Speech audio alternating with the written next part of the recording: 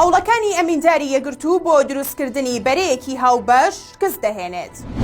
سەرۆکۆماری عێراق یاسای بودجەی پەسەند کرد. ڕێخەری بزوتنەوەی گۆڕان نامەیەکی توندی یەکلاکەرەوە ئاراستەی فراکسیۆنەکەیان دەکات لە بەغدا. سڵاوتان لەبێت، هەواڵی ڕۆژتان پێشکەش دەکەم. هەوڵەکانی ئەمینداری گشتی یەکگرتووی ئیسلامی بۆ دروستکردنی لیستێک لە بەرامبەر یەکێتی و پارتی بێئەنجام بوو. گۆڕان داوا دەکات هەمووان پێکەوە لەگەڵ یەکێتی و پارتی بەشداری هەڵبژاردن بکەن و کۆمەڵ و یەکگرتووش ڕەتی دەکەنەوە. شارپرێسیش زانیاری ور لەو بارەیەوە بڵاو دەکاتەوە. بە گوێرەی ئەو زانیاریانەی دە شارپرێس کەوتون دوای ئەوەی لە ماوەی چەند ڕۆژی ڕابردوودا سەلاحەدین بەهادین ئەمینداری یەکگرتووی ئیسلامی گەڕێکی سەردانەکانی دەست پێکرد بۆ لای کۆمەڵی دادگەری و بزوتنەوەی گۆڕان. هەوڵەکانیش بەو ئاراستەیە بووە بتوانن پێکەوە لە دەرەوەی یەکێتی و پارتی هەر سێ هێزەکە پێکەوە بەشداری لە هەڵبژاردنا پێشوەختەکەی عێراق بکەن. شارپرێس زانیوێتی ڕیسەکەی ئەمینداری یەکگرتوو بۆ پێکێنانی لیستێکی هاوبەش بووە، بەڵام گۆڕان ئەو ڕیسەی کردوتەوە بەخوری و داوای کردووە هەر پێنج حزبەکە واتایەکێتی پارتی یەکگرتوو کۆمەڵ و گۆڕان پێکەوە بن لە چوارچێوەی لیستێکی کوردستانیدا. ئەوەشدا یەکگرتووی ئیسلامی و کۆمەڵی دادگەری ڕەتکراوەتەوە. لەو سەردانیدا بۆ لای گۆڕان ئەمینداری یەکگرتوو بە عومەری سەید عەلی ڕێخەری بزوتنەوەکەی وتووە هەوڵ بدەن دەنگە ناڕەزایەکانتان ئاش بکەنەوە بۆ ئەوەی بتوانن بەو سێ حزبە لیستێکی بەهێز پێکبێنن.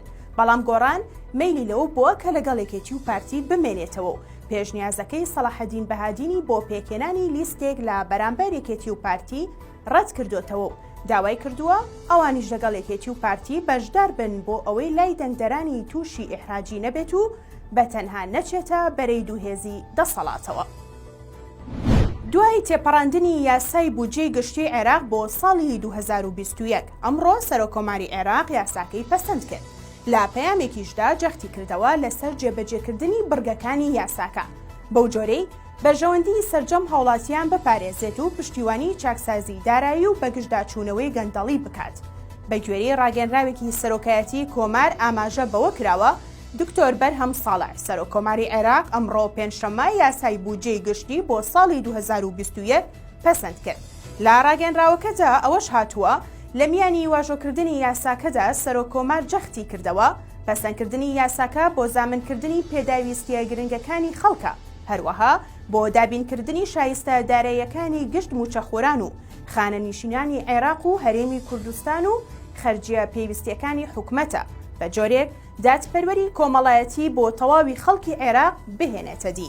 سەرۆکۆمار تەکیدی کردوتەوە لە پشتیوانی ڕۆڵی دەستگا پەیوەندیدارەکان بۆ جێبەجێکردنی بڕگەکانی بودجەی گشتی و یەخستنی هەوڵی هەمووان بە ئاڕاستەی هێنانەدی پێداویستیە گرنگەکانی هاوڵاتیان و بنیادنانەوەی عێراق و گرتنەبەری باشترین ڕێوشوێن بۆ پشتیوانی لە توێژی کەم دەرامەتەکان و ڕەخساندنی دەرفەتی کار بۆ گەنجان و درێژەدان بە چاکسازی و بەگشتداچوونەوەی گەندەڵی. پەسەندکردنی بودجەی گشتی عێراقیش لەلایەن سەرۆکۆمارەوە دوای ئەوە دێت کە یاساکە لە ئەنجومەنی نوێنەرانەوە دەنگی لەسەر درا و ڕەوانەی سەرۆکایەتی کۆمار کرابوو.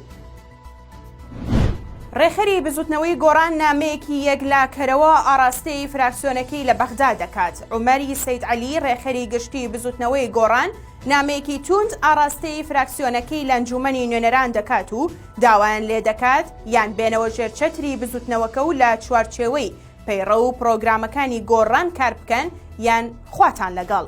با گوێرێ و زانیاریانەی تایبەت دەست شارپرێس کەوتون لە چەند ڕۆژی ڕابردوودا عومەری سەید عەلی ڕێخەری گشتی بزوتنەوەی گۆڕان نامەیەکی زۆر توندی ئاراستەی فراکسیۆنی بزوتنەوەکەی کردووە لە ئەنجومەنی نوێنەرانی عێراق کە ئێستا لە چوارچێوەی هاوپەیمانی هیوا کار دەکەن.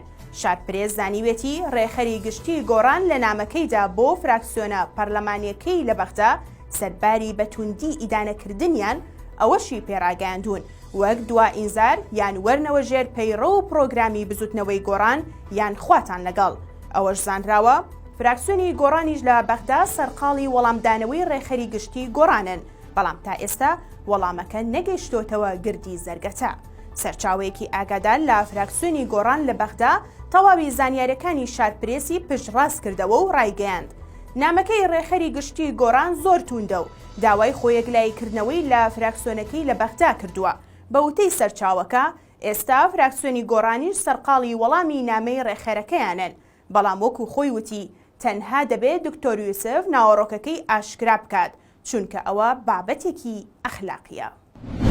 وەزارەتی پەروەردەی حکوومەتی هەرێمی کوردستان جەخت لەوە دەکاتەوە دەرگای خوێندنگاکان بە داخراوی دەمێننەوە.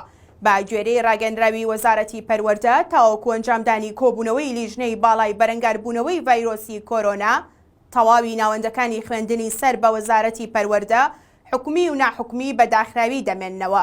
لە ڕاگەنراوەکەدا ئاماژە بەوەش دراوە تەنها تاقیکردنەوەکان ئەنجام دەدرێن بە گوێرەی خشتەی ڕاگەندراو بەردەوام دەبن بە ڕێکارەکانی خۆپارێزیەوە. بڕیارە لەمڕۆ پێنجشەمەوە قەدەغی هاتوچۆی نیمچەیی لە هەرێمی کوردستان لە کاتژمێر 8 ئێوارە بۆ کاتژمێر 6 بەیانی ڕابگەیەندرێت.